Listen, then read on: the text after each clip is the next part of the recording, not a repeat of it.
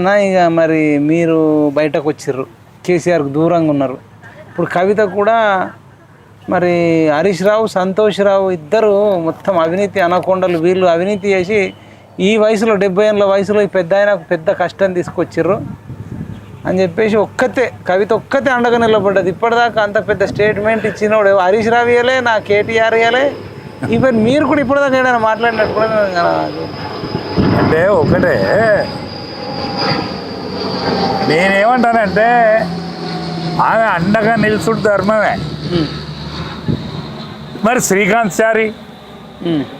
చారి వాళ్ళు శంకరమ్మ కొడుకు కేసీఆర్ నిరాహార దీక్ష పడితే శ్రీకాంత్ చారి ఏమైండు? ఆయన పెట్రోల్ పోసుకొని అంటుకు పెట్టుకున్నాడు. ఎందుకంటే ఆయన ఏడ చచ్చిపోతాడు. వాళ్ళు కేసీఆర్ ఏడ చచ్చిపోతాడు. దీక్ష అవుతుంది, మరి ఇంకా కేంద్రం స్పందిస్తలేదని చచ్చిపోయింది.